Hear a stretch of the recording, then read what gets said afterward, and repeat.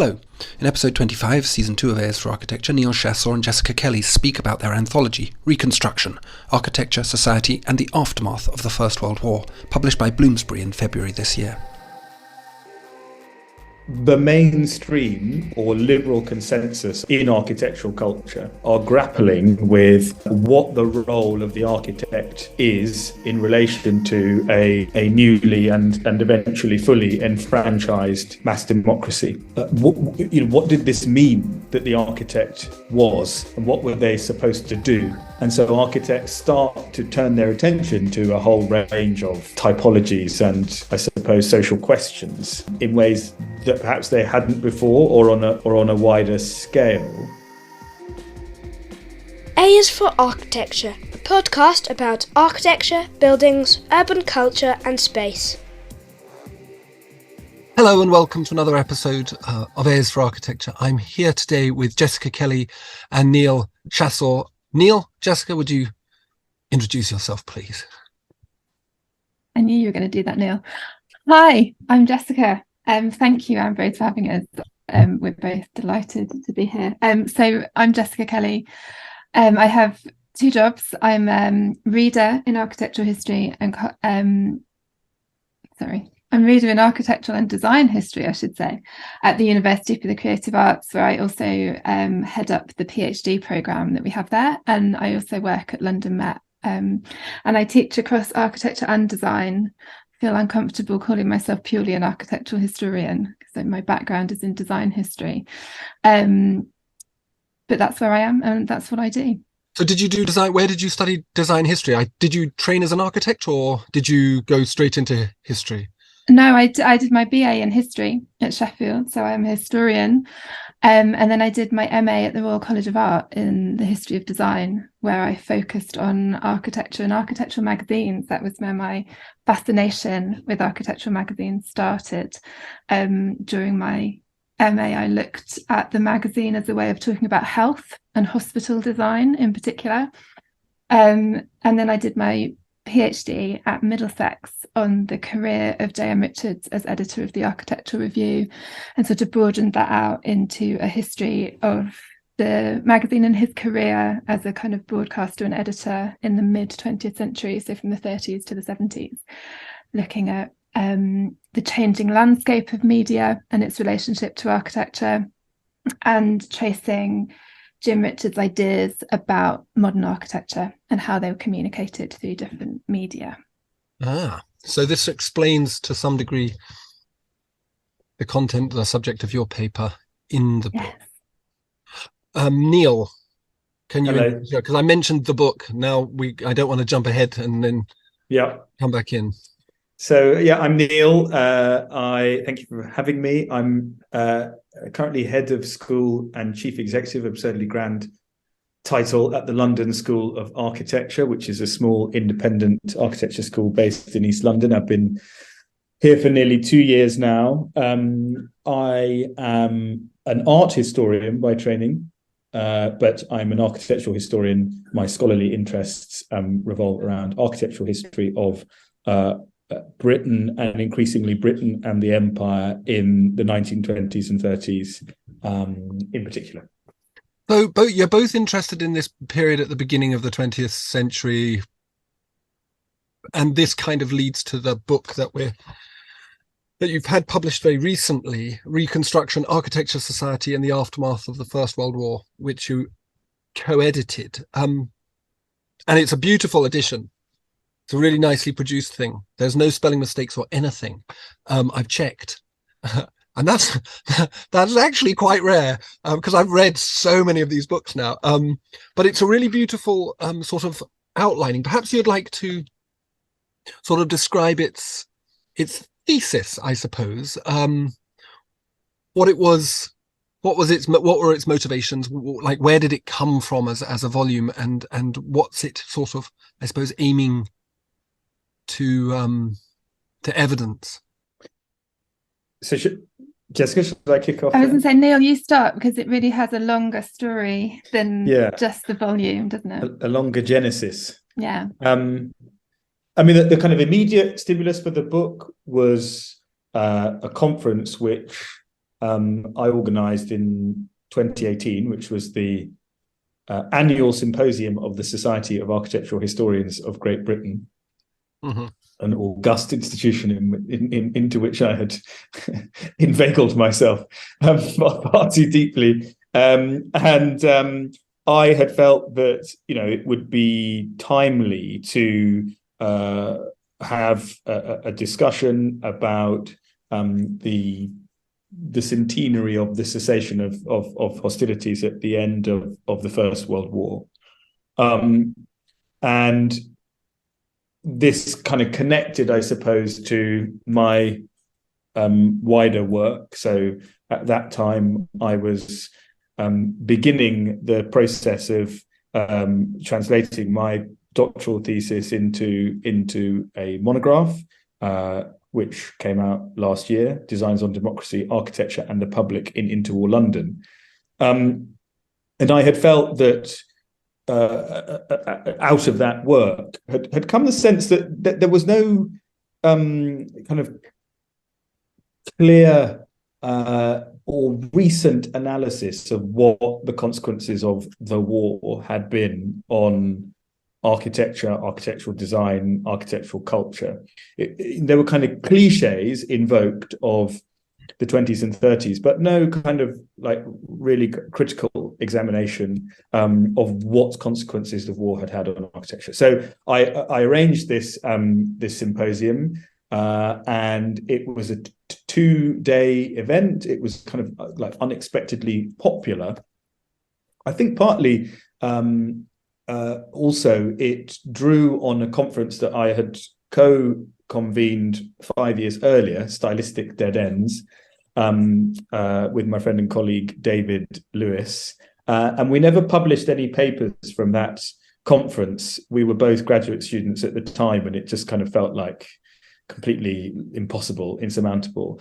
And so I felt that after this symposium, which had attracted some really interesting and diverse perspectives, that we ought to try to turn it into a publication.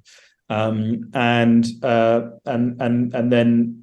as I kind of drowned in the practicalities, both administrative and editorial, of doing such a thing, I dragged poor Jessica into the clutches of this project over a coffee at the British Library, if memory serves. But I think the point of the conference and of the volume was to explore the fact is that there is a kind of persistent theme in the discourse of the period about the democratisation of architecture. And I felt I wanted kind of broader perspectives than just my own in my monograph on that. But also that reconstruction was a phrase, was an expression that was kind of littered throughout contemporary architectural discourse, but obviously is a word that is frequently associated with the years after the Second World War.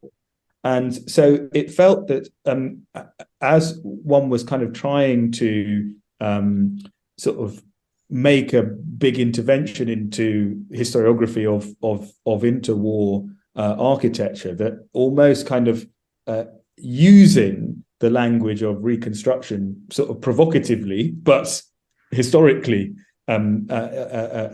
with some nuance might be an interesting thing to do. And that's the kind of driving purpose of the volume. I mean, more broadly, there is an enduring perception that what was happening in British architecture and in English architecture specifically in the 20s and 30s was somehow moribund, was somehow parochial, was somehow backward. It's not a view in some senses that I entirely disagree with, if you're talking solely about design and innovation in design. But actually, I think my view is it happened. There were excitable debates about what architecture was, what design could do, about the nature of practice and professionalism, about mediation and representation, which do inform or can inform our understanding of the formation of the modern profession of architecture, and which did touch on the kind of day-to-day material and spatial conditions of the public at that time. And it felt like, therefore, a worthwhile subject to interrogate. Absolutely. And I think sorry, Amber, is it okay to jump in? I spoke at both the conferences that Neal described as sort of the prehistory of the volume.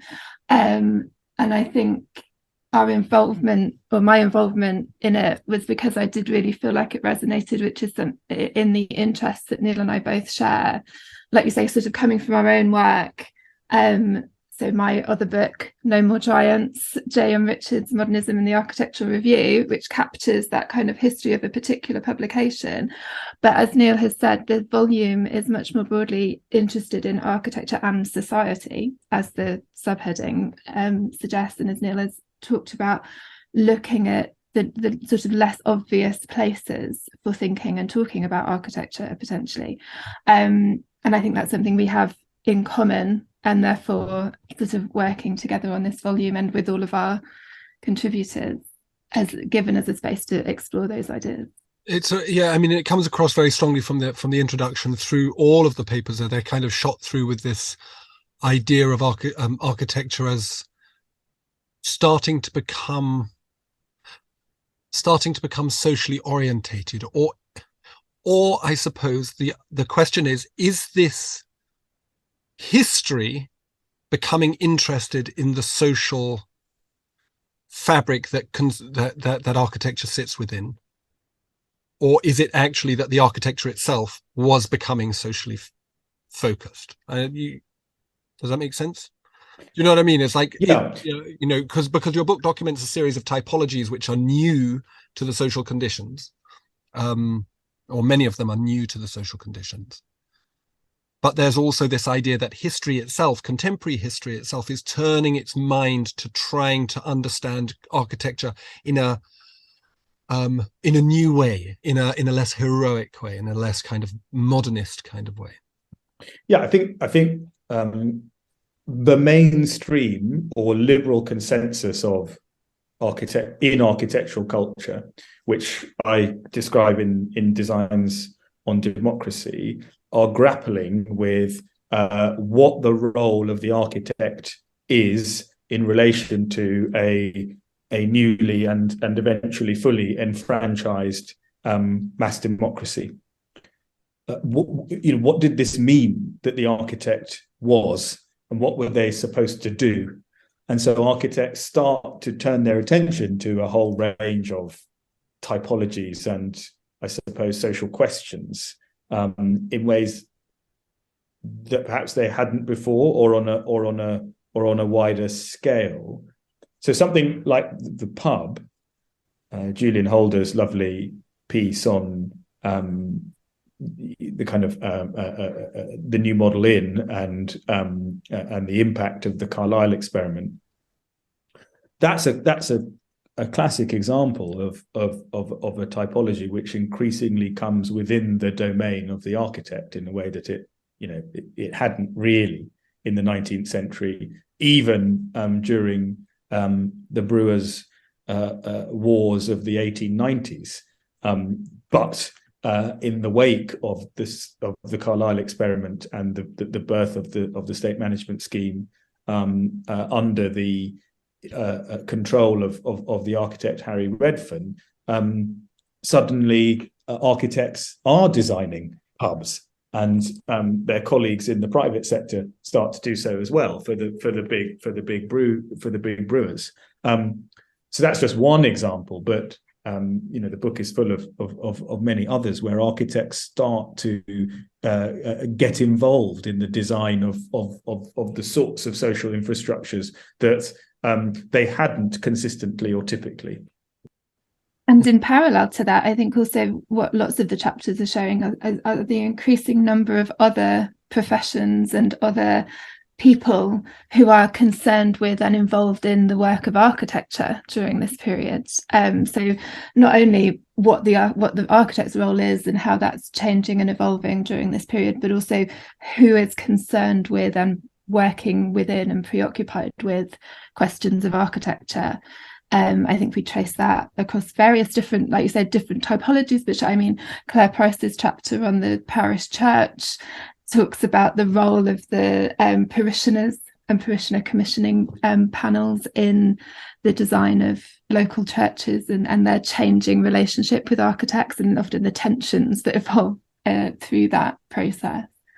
So that's changing. I think also, and Neal, you can say more about this, but our aim for the volume as well was not only to try and capture, Ambrose, what I think you've described as kind of the broadening of architectural history, to look at different types of buildings or look at architecture in a different way, but also to offer a way in for other historical disciplines to think about architecture and the built environment as not only a sort of force within society, but as a lens as a lens through which to sort of consider the history of that period as well.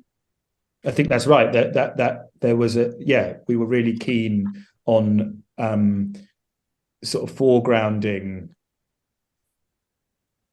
methods of using architecture not just as object but architecture as process, constituting a particularly rich form of historical evidence outside of the kind of, I guess, the kind of legacies of an art history still kind of in hoc to kind of Kunstwollen, that we wanted. We think that obviously the architecture does constitute this really kind of incredible range of evidence that is of value to all kinds of forms of historical writing. And so we wanted to produce a book that, let's say for a graduate student who was working on this period, maybe not in architectural history, maybe on the fringes of cultural and urban history, might actually see that there's lots of stories that you can tell, lots of stories that are actually enriched by thinking about kind of spatial histories and thinking about architectural projects. I think that's the word that's striking me here, is this idea of a spatialization of history, where Edward Sojer in his book Spatializing Justice, which is obviously a geography book, sociology book, and many other things, it's sort of heralded as a book which really takes geography into the it takes the idea of justice into the realm of spatiality.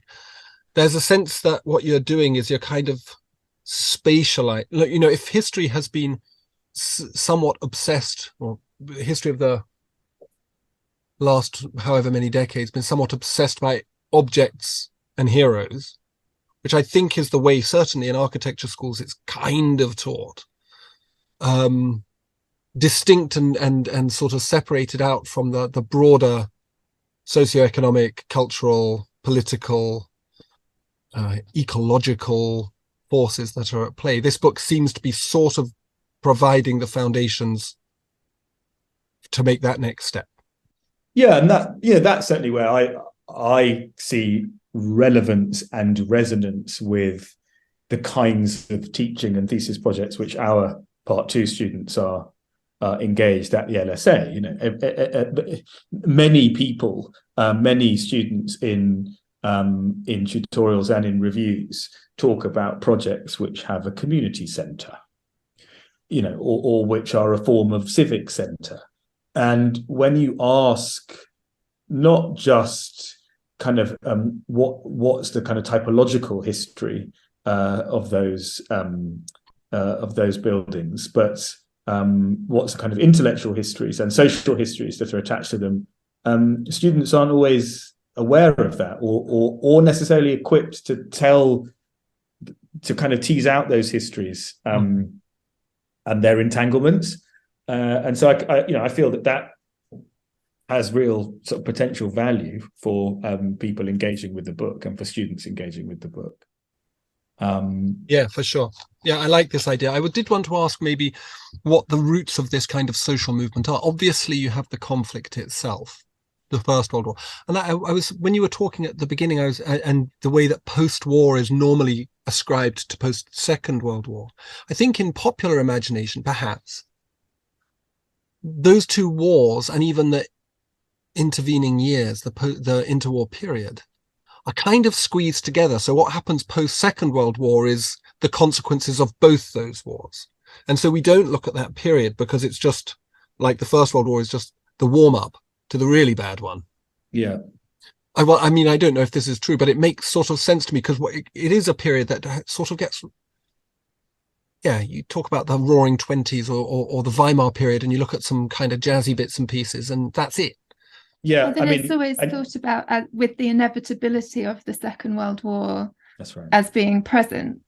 It's not talked about almost, in a failure of our historical imagination or something. It's not talked about as if you don't know the Second World War is coming. That there is a sense of inevitability to, well, what led to cause the Second World War, and then, like you say, what was the culmination of that, which was then realized after the Second World War.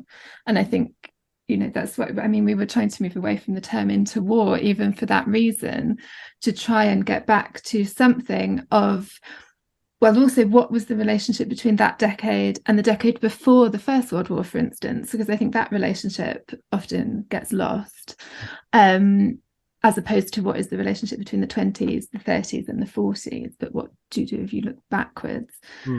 So we took some, maybe kind of slightly controversial editorial decisions, which was, as Jessica has said, to jettison any use of the word or of the phrase interwar.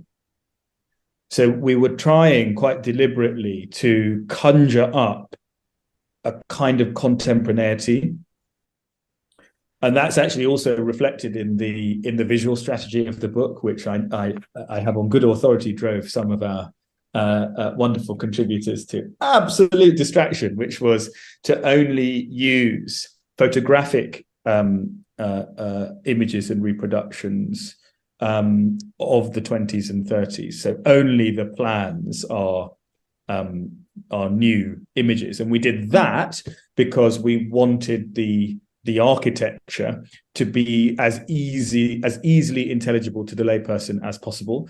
And when obviously you're working with sometimes quite obscure typologies, or and little known buildings, it's really hard to get sort of lucid, like really clear and consistent architectural descriptions of those projects. So they tend to be entirely in plan and actually like highly simplified plans so that they're intelligible. But yeah, really we were trying to conjure this contemporaneity. I think, to go back to your point, Ambrose, about the sort of inter bit and how we view the 20s and 30s. I think we talked about the war when we were kind of briefing and having early discussions with our contributors, as we basically asked them to ask themselves almost like the really simple but actually quite difficult question of, what did the war do? Do you remember this, Jess? We did this over and over again to say, but what do you think the war actually did?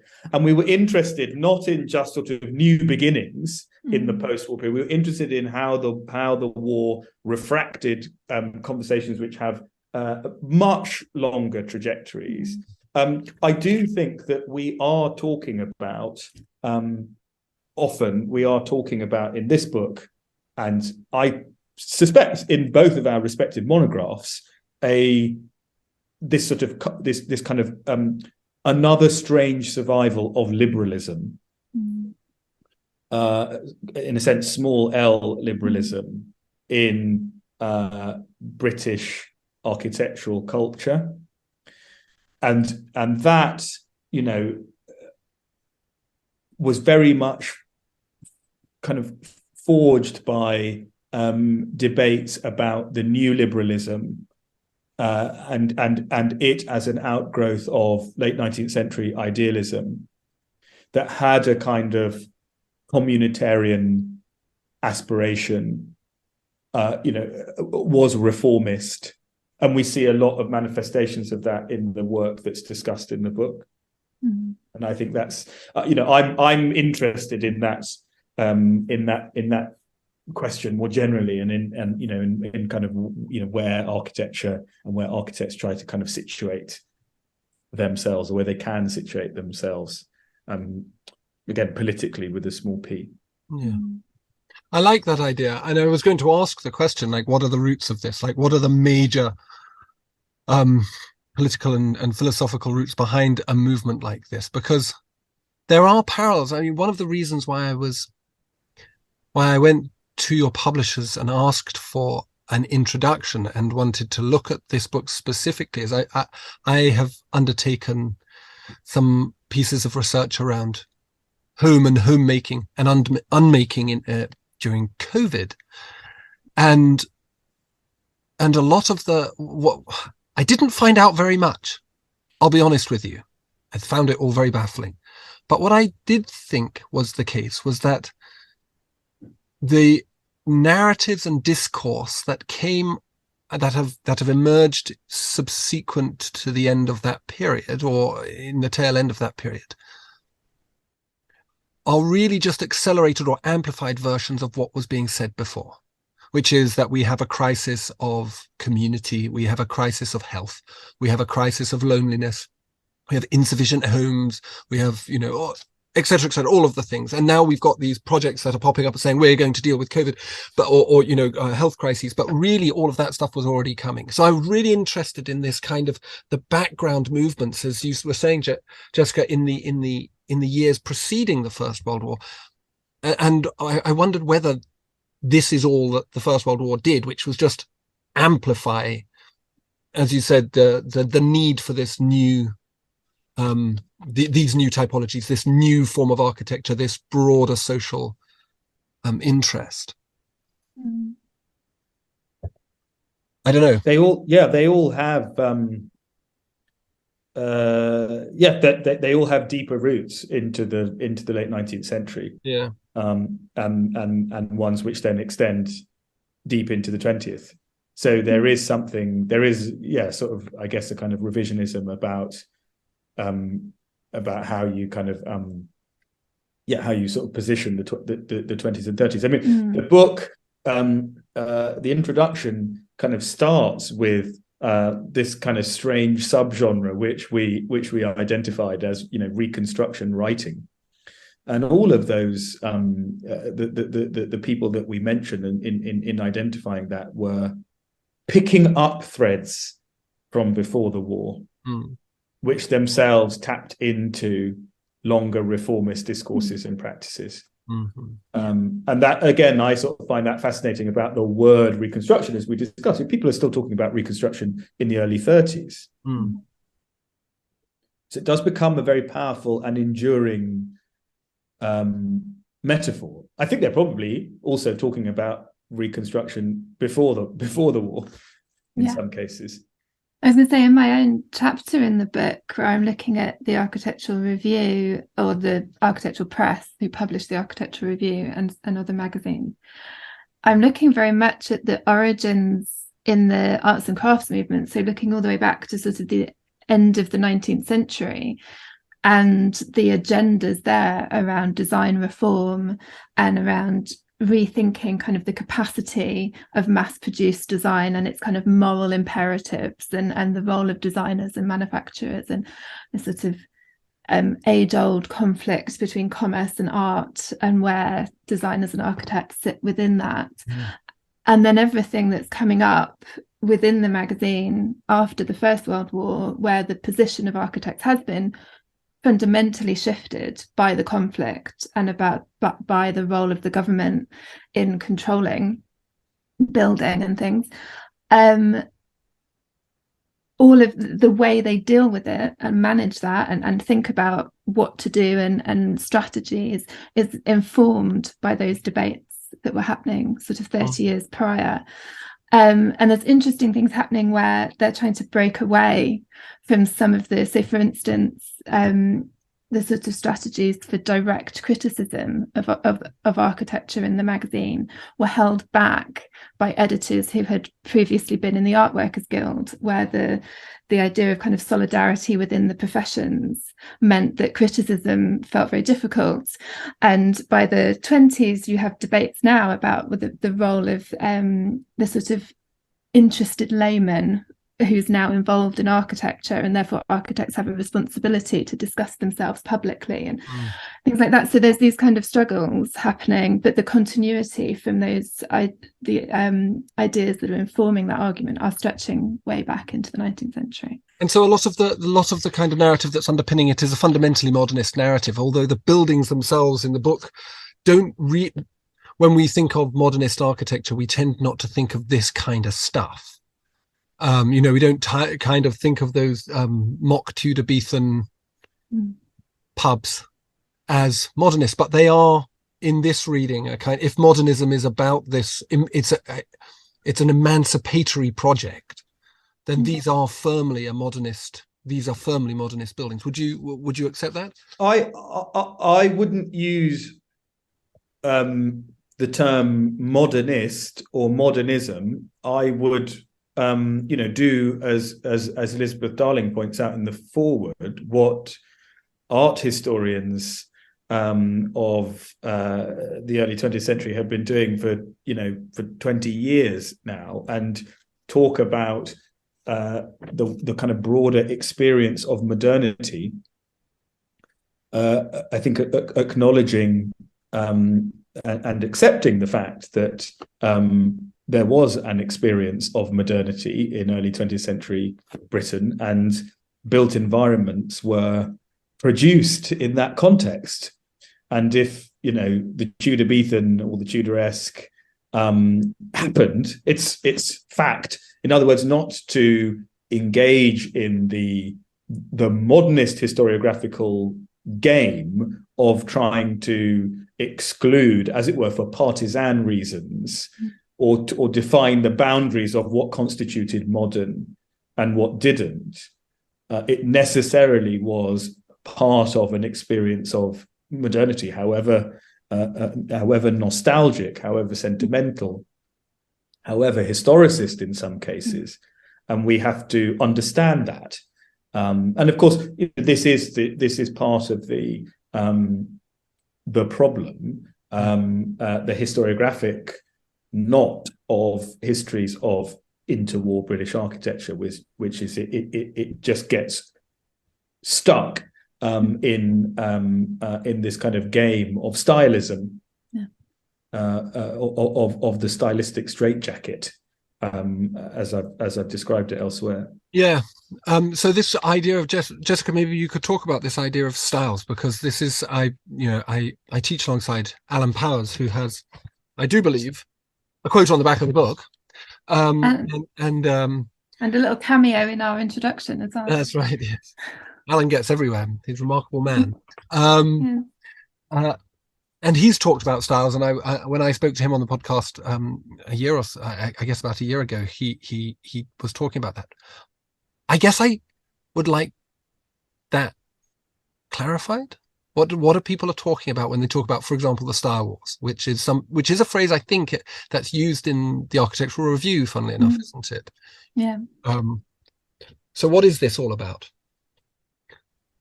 I mean, well, there's two answers, isn't there? There's what we're trying to do in the book and in sort of historiography, and then there was what was happening at the time, and how people or architects were thinking about style at the time. And I'll speak first to, I think, what we were trying to do in the book, which links to what Neal was saying right at the beginning about the sort of broader agenda of the book being about thinking about architecture beyond the artifact, beyond the sort of finished object of the building, for which style is still one of the predominant ways in which buildings are spoken about by architectural historians. It's still a sort of meaningful category for trying to sort buildings or sort groups of buildings or activities or the work of architects.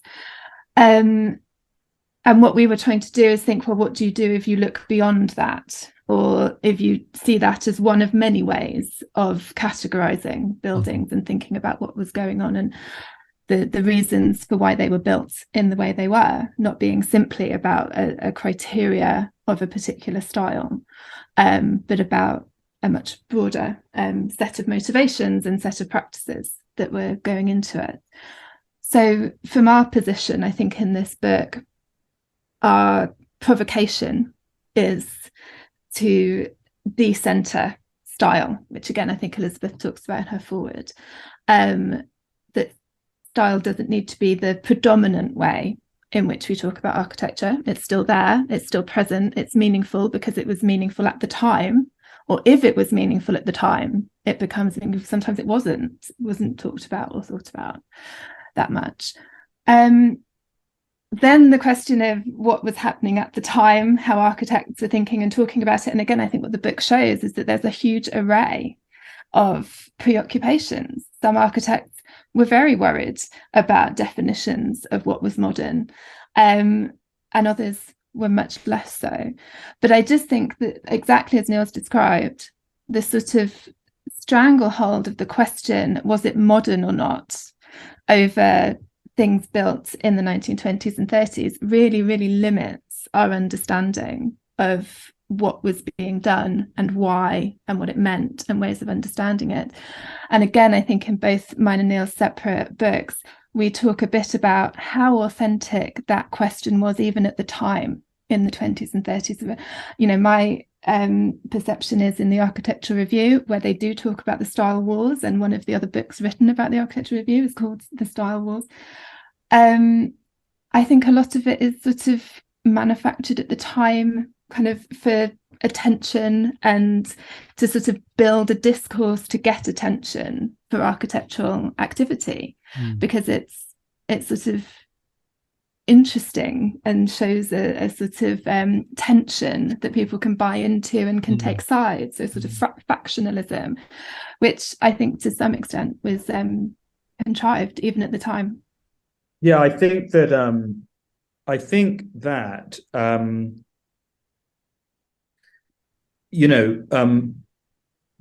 this stylistic straitjacket, which Jessica is describing, I come back to it. There are actually more kind of interesting entanglements of the kind of predominance of Kunstwissenschaft as a way of understanding form and form making, aesthetics and style, and architectural culture and discourse at that time. So this was how people understood form making. My monograph starts with a vignette of Eric Mendelssohn's first visit to Britain and a talk he gives to the AA, in which he brings forth the laws of architecture, these kind of formal strictures, which feel very Wolflinian in the kind of dualities that they present. And I think there are other kind of interesting entanglements, like Godfrey Samuel of Tecton designing a house for Fritz Saxel, for a director of the Warburg Institute. They're quite unexplored, these connections. I do think that therefore the style wars stuff is often confected and is performative. And I think that Alan's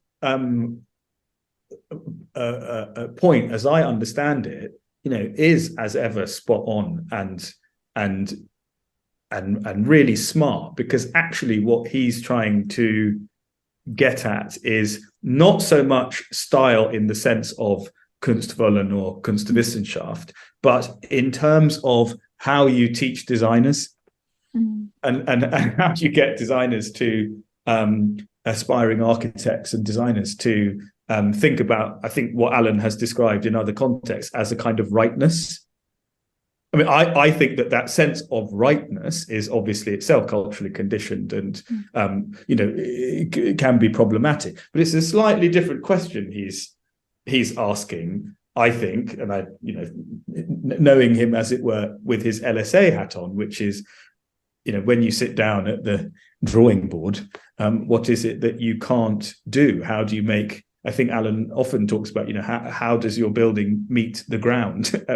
What does your facade look like? And these are actually big gaps in the knowledge of, Part 2 students, not just at the LSA. So if that is an interesting question, but I think it is a different question from this sort of entanglement of stylism versus stylishness, which I think Alan is trying to get at.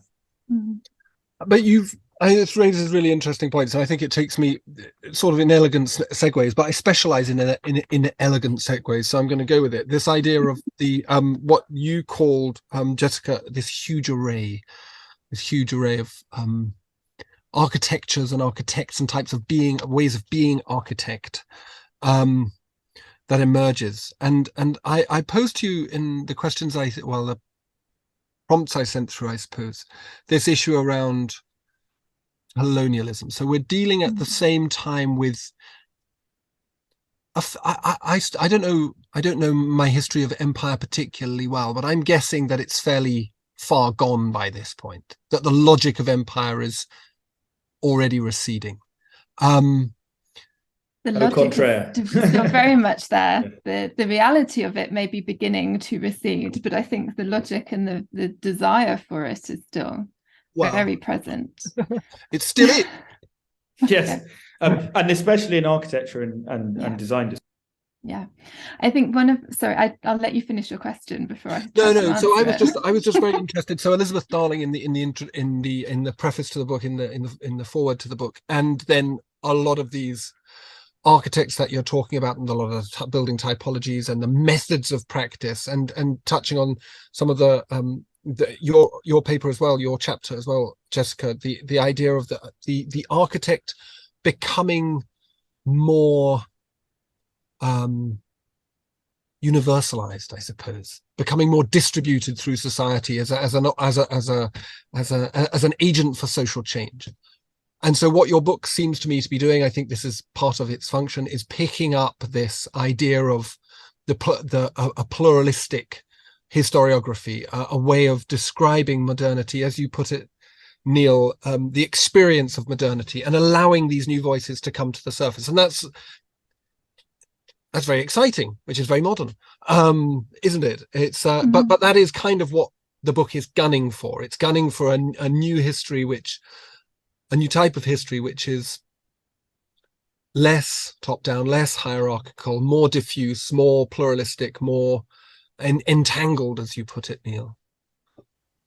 I mean, maybe again, to use that phrase, decentering, if we're trying to decenter style and see style as one of many ways, we're maybe also trying to decenter the architect as the central, practitioner within this, but as one of many.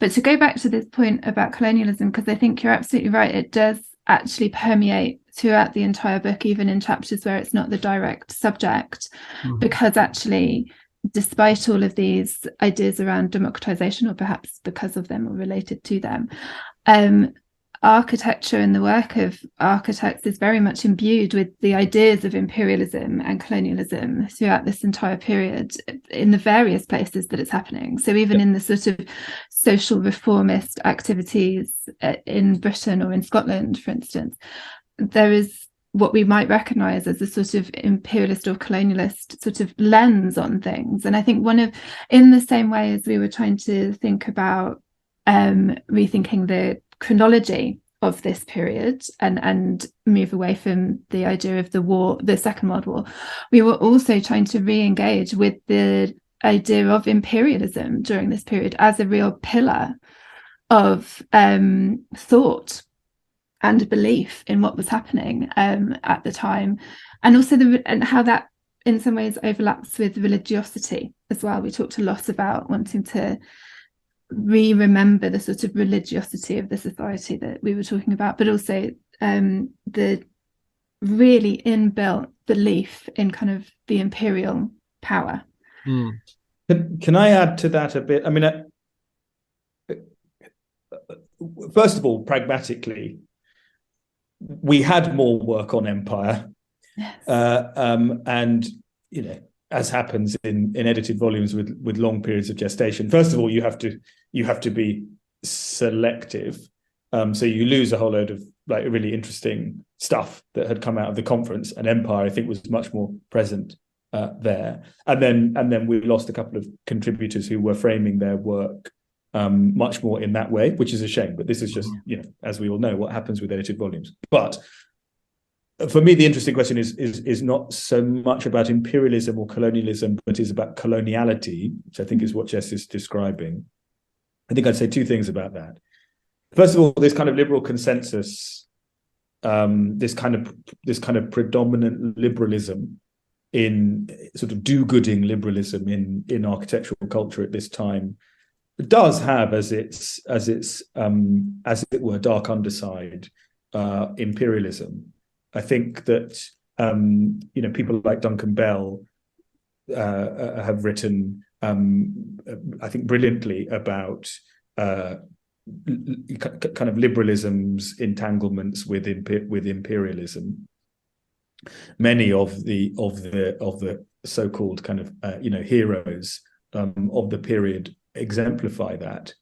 Rhodes being one, about whom Duncan Bell writes. Lord Leverhulme, the great kind of architectural patron, a great architectural patron of this, obviously of the late 19th century and into our period, is another example.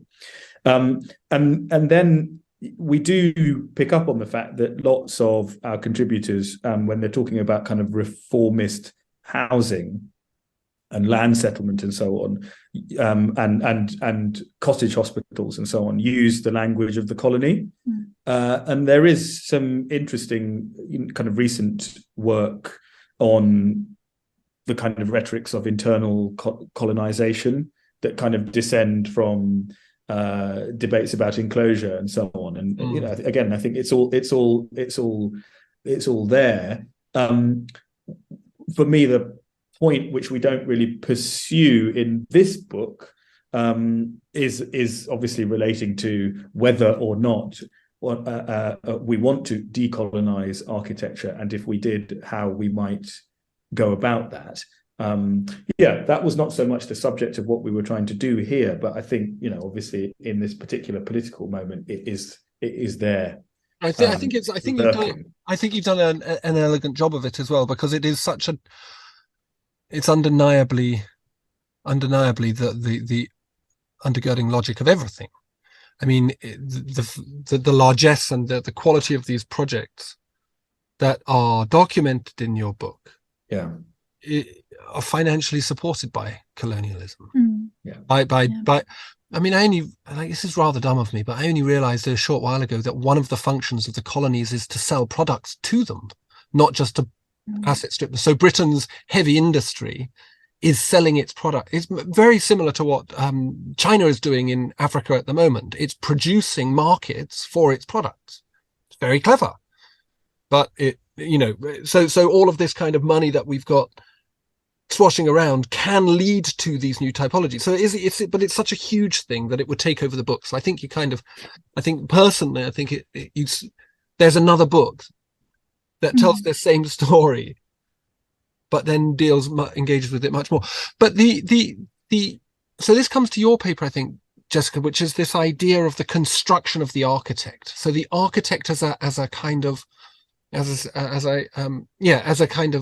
significant reformist character within upper middle class culture has this, and you talk about the kind of the globalization of the idea of the architect and the way that architects start learning from each other in a transnational way.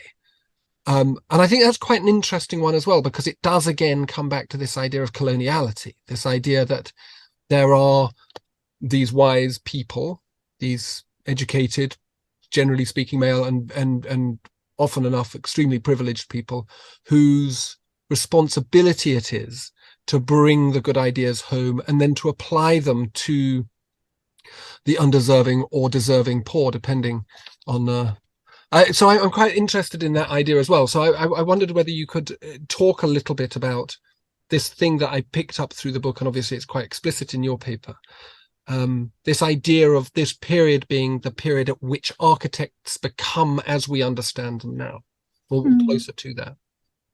I mean, I think what you characterize there is the architect sort of becoming, like you say, a player in social reform in some ways, and thinking about that. It does come up, like you say, in several of the chapters. I think in mine, what I'm, as well as being interested in that, I'm particularly interested, I think, in how the architect starts to construct themselves as a kind of commercial entity. Of a practice that needs to be advertised, that needs to create a market for itself, or engage, cultivate markets. So very often, I think the actual imagined or real audiences that the adverts that I talk about, or the writing in the magazine that I talk about, is targeting is not actually the sort of users of the building, but it is the people commissioning the building. They are increasingly local authority or central government organisations, but they are not really the people for whom this reform is intended. So the architect, through the sort of media that I'm looking at this time, is positioning themselves as the person equipped to do those things, and advertising themselves essentially as an expertise that has a very clear and obvious kind of social application and commercial application. And I think in all the chapters in my section, as I'll call it, which is about the business of architecture, really, Horatio Joyce's chapter looking at the cultivation of the architectural firm, and how firms in the UK look to large corporate firms in America for understanding how that might work, and the organization of the work of the architect in that way. And I'm interested in how that gets mediated through advertising, and these sort of evolution of what is understood as criticism becoming criticism for promotional purposes, that its aim is to cultivate markets, people who will employ architects. So I suppose I'm interested in that sort of middle place between the sort of reform you're talking about. It's actually how architects how architects enable themselves to percolate through society at large. This idea of kind of pushing them into the world, pushing them into people's everyday lives through, in your case, marketing themselves. Is that the idea? Is that there's this idea of the architect becoming a kind of, as you say, a businessman, a business person? Yeah, absolutely. And I think what's so interesting is that gets talked about very much in terms of kind of the artistic and moral imperatives behind that. And actually the commercial imperative behind it is completely left out. And to make a perhaps seemingly broad analogy, but there's lots written about changes in fashion design during this period, and how fashion designers in Paris present themselves as kind of genius architects with their couture houses, and completely disguise and obscure the sort of commercial aspect of what they're doing. They lean on the sort of art side of it. And not that I think the same thing is happening in architecture, but I think there's an equivalency there of a kind of construction of the image of what this profession is doing and why you should invest in it and why it's valuable. And that construction has a very, very clear commercial purpose, but the way it's talked about is in a very different sort of artistic or moralizing way. That's a really interesting idea, and I do like this. I mean, the as we've talked about before, a lot of the projects that you document and the styles of You're still allowed to use the word. But I feel naughty now.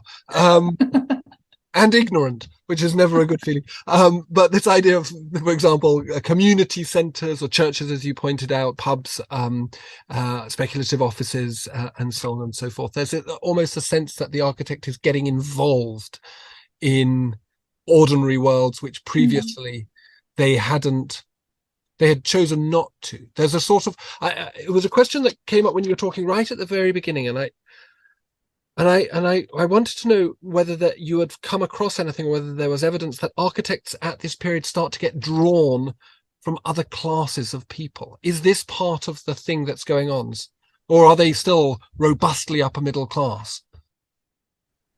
I think pretty robustly middle class. Again, I keep using this phrase of this sort of broad liberal consensus. And of course, this is the period in which architecture becomes a closed profession. And it's interesting, during the parliamentary debates about the various architects' registration bills in the 1920s, there's significant Labour Party opposition on the basis that this will create more kind of barriers to access than not. So I don't think there's a huge amount of evidence for any kind of significant change in the sort of social makeup of the architect. I'm thinking that I've seen. Yeah, I'm thinking, Neal, of Elizabeth McKellar's chapter on Annabel Dot. And like you say, it relates to that idea of who gets counted as an architect. And this is a moment in which the regulation of the profession starts to limit that in a very regulatory way, that only certain people can use that title. But you still potentially get the activities of people who are not labelled architects, but are very closely involved in the work of designing and building buildings. And Elizabeth, in her forward again, mentions Elizabeth Denby, a sort of not as well known as she should be person involved in the design of what we would conventionally label modernist architecture in the UK. So I suppose who gets counted as architects maybe is consistent, but the label of architect has consistently not seen the work of other people who are working in architecture and that we might classify as architects in a different way. Which brings me on to my last question, which I didn't write to you, but this, I wondered, both as you both teach within architecture schools, so you're kind of at the coalface in a way. And so this is being applied historians. I'm going to call you applied historians. I don't know if that's a thing, but this idea of taking history and using it as a device for framing the present, for contesting the present, which I think this book quite clearly does. It's building on emerging discourse around representation, recognition, and it feeds into an idea of the rights of the contemporary student. And I was wondering whether you could think, whether you had considered any parallels between the context in which you're writing and the context in which you're writing about. We're going through this ARB change in the structuring of education, ostensibly, allegedly, potentially, to diversify access, to improve the identity of architecture, and hopefully, I'm guessing, to make architecture better and cities better and settlement better. I wondered whether you had any thoughts about that, if you had seen, where in the collation of this book, you had seen things that had kind of sparked thoughts about the contemporary condition.